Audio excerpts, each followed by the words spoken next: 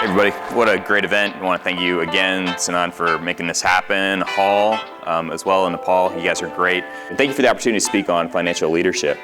We talked about a lot of different aspects of leadership, so it's nice to kind of dive into this specific one. So this is a painting of Napoleon at Austerlitz, which is great for our French delegation here, with Napoleon representing. I grew up loving history. My dad always would talk about history at the dinner table. He'd talk about famous battles and got me excited. And that's what I always thought a leader was. I thought a leader was someone who dove in, they led their soldiers on the battlefield, they chose where to deploy them. This is an amazing battle if you can ever read about it, seeing how Napoleon in his strategic mind it's the Battle of Three Emperors, how he was able to gain victory on that day is amazing. But it's mostly about resource utilization, how he was able to inspire, to lead, and to have those soldiers charge exactly where they needed to at the right time. So after hearing about all these battles and famous generals, what I wanted to do was, well, I don't just want to listen to this, I want to be one of those guys. And so that led to this. And this is really cheesy and funny, but I wanted to play my part, and so I had this vision to go into the Navy. And in my mind, the Navy, I had this romantic vision that was like the ships of the line, back in the 1800s, where you're climbing the rat lines with a knife in your teeth and the wind in your hair. And I know there's a couple Navy folks in here, Sean and Tom, yep. And so anyway, it wasn't exactly this. This is what my Navy experience was. It was working, taking a history major like myself from the Naval Academy and becoming a nuclear engineer. And that was the next many years of my life. And it wasn't just working a nuclear power plant, it was working with nuclear missiles.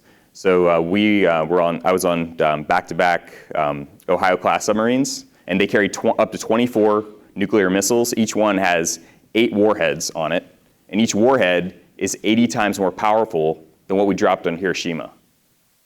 So we're talking world-ending capability on a 500-foot boat. My job was handling the launch codes. And it's still amazing to me that you can take a 27-year-old and give him this kind of capability. And one person can't launch. But the whole mission behind this it's called strategic deterrence. It means that even if another enemy, a great power competitor would blow up the whole country, we could still strike him back. Because we've got submarines out there. Even if they took out all of our intercontinental ballistic missile silos, we could still strike them back because even we don't know where those submarines are. But the only way that happens is when the submarine is what's called on alert. You're out there, nobody can know where you are, you can't communicate. And you have to take the resources, what you have on that boat, and use it. Because you have to continually be in communications, you got to be ready to launch. So if something breaks, you better fix it. And if you don't have the parts, you better take apart something else to reassemble it and be able to get back in communications and make the mission work. So it really takes a lot of thoughts. Okay, this is what we have, how do we deploy it to achieve the mission? So when I came out of the Navy, I got my MBA, I studied finance because I thought that was something I really didn't know that much about. But it turns out, in a weird way, I did. My time in the Navy was all about, hey, how do we take what we have and deploy it in a manner that's most effective to the mission? So financial management is really essentially resource allocation. And that's simple enough, but what is financial leadership? So that's a real question. How do you lead? So I want to kind of reframe our thinking here a little bit. And I want you to think about dollars and what is that? And sure, money is a tool. You can't lead a tool, you lead people. But when you think about what those are, what dollars are, they're really just, each one is an opportunity. It's an opportunity with a potential to help you achieve your vision or not. It's up to you. Almost think about Napoleon at Austerlitz here, where he's got, instead of soldiers, they're actually dollar signs. And he's deploying those dollar signs, having those dollar signs go to get victory, because each of those soldiers is potential, and each aspect of resource, each dollar that we have is an aspect to help achieve a mission. Nothing so conclusively proves a man's ability to lead others as what he does from day to day to lead himself.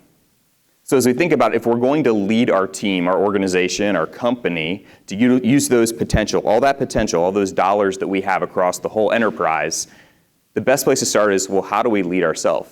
How do we lead in the area of our home with our personal finances? Is that something we've considered? How are we deploying those resources? We know what our company mission is. What is our personal mission? How do we bring all that together and have it be integrated? So given the limited time we have today, I thought the best way to touch on this is a book from 1926 from George Clason. It's called The Richest Man in Babylon. And he gives some really cool, simple principles on how to manage wisely, on how to lead those resources. And it comes down to this core human truth. 6,000 years ago in Babylon, the height of civilization at that time, humanity hasn't changed since then. We're still the same. We've seen today, we've got all kinds of great technologies, but we're basically the same as people. And the truth is, without systems in place, our expenses will always rise to the level of our income. This applies to business just as much as it applies to personal finance. So how do we combat that? How do we mitigate against that? And the answer is, and you can think for yourself whether this applies to your business or if it applies to you personally or both, we've got an opportunity to take 10% right off the top and set it aside so it works for you. So the richest man in Babylon came from a guy named Arcad, and he was no more skilled than anybody else, but he found himself to become the wealthiest man in the city. And the reason was this: everybody else was just spending whatever they brought in, but he kept setting 10% aside. Some of you may be in businesses where you're like, there's no way, I don't even have a 10% margin, Colin. How am I going to be able to set 10% aside? Well, there's ways to do that, and we can absolutely talk afterwards. Next, think of each dollar that you have as an employee. Give it profitable employment so it'll work for you, and then it will self-create more employees.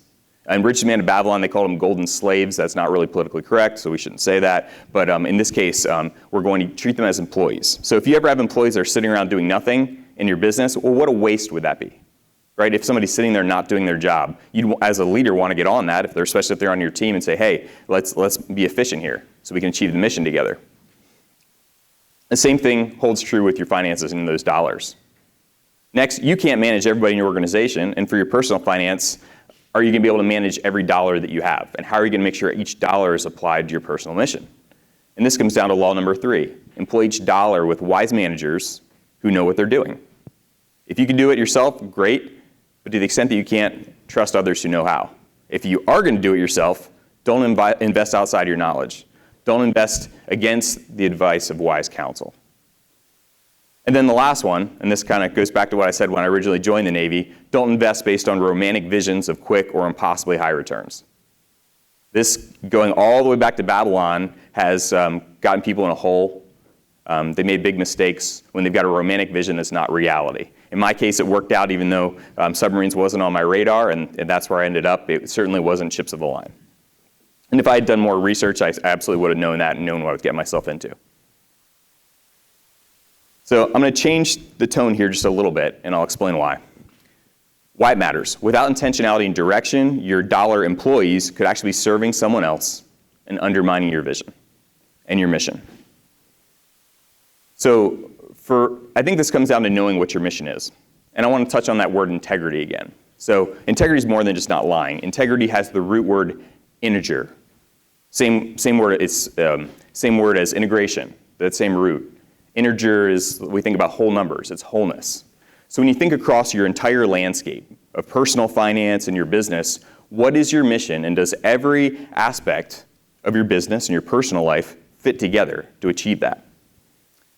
For me personally, I'm a Christian. And so my life's work is to honor Jesus Christ. My calling is to help others be the best stewards of what they have to grow Christ's kingdom.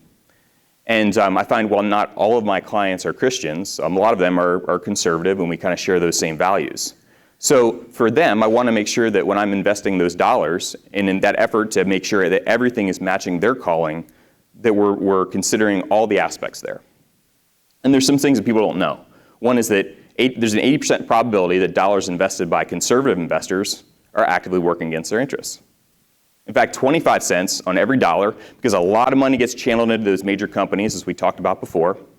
25 cents on every dollar in the S&P funds companies that are promoting abortion, addiction, human trafficking, and sexual exploitation. And we know there's a better way. So I've removed names, but here's some personal examples that we encountered. A mom volunteering at a crisis pregnancy center every weekend. Well, she found out her retirement accounts were funding the exact thing that she was trying to avoid with her volunteer time. And that was companies were paying for and profiting from abortion. It went against what she believed. And there's a better way for that. And she was able to make a change. Or a son who invests in home care for his alcoholic father. He had lots of health issues. Well, he found out his investments in alcohol companies were specifically targeting those who are the biggest consumers. And those are the people, and he was exacerbating the problem. For me personally, my business partner, Tom Sauer, is here. We have a company and we treat veterans for mental health, for substance abuse. And so for me personally, I want to make sure I'm not touching this because I don't want to create more of the problem we're trying to solve with the 600 veterans that we've helped have new lives, save their marriages, brought families back together. And lastly, a movie producer who was creating great anti-human trafficking films actually learned that their own investments were funding sexual exploitation through the pornographic industry. So these are all areas where we can make a change and kind of live through our investments with integrity. So just a note on Blue Jasper, I love building financial plans. I love helping people achieve their most cherished goals in life at the same time without undermining their values. I care about taxes a lot. You know, I love building plans where we can get down to $0 estate tax, $0 with IRDs, especially for those who are charitably inclined. I didn't think it was possible. I always thought it was a little bit of black magic, but it's absolutely possible. And when I talk to my clients, if they have to give $1 away, they'd rather give it to their favorite charity than their least favorite government organization. Also, just screening investments in our portfolios to make sure that we're profiting by helping our neighbors and not hurting them, not taking advantage of them or gaining from their expense. And then last, hey, how do we take wealth transfer and combine it with wisdom transfer? Everything we're doing today, everything we're talking about with leadership is wisdom. Because we know in general human nature works against us. It's only by convening like this, sharing those stories and life lessons, that we can help each other be successful with our mission. And that wisdom will die unless we transfer it on. I would argue it's more important to transfer the wisdom than it is the money. If you transfer money to your children, the next generation, without the wisdom, they could be in a worse spot than if you transfer that knowledge. You've heard of shirt sleeves to shirt sleeves in 3 generations. You've got one generation builds up the wealth, the next one knows a little bit, they've learned from the parents, and then by the 3rd generation, the wealth has been spent because there wasn't that same effort to work and gain. So that's kind of what we stand for. Hopefully this was concise but very helpful as you think about your business and your personal finances and financial leadership. So thank you again for the opportunity.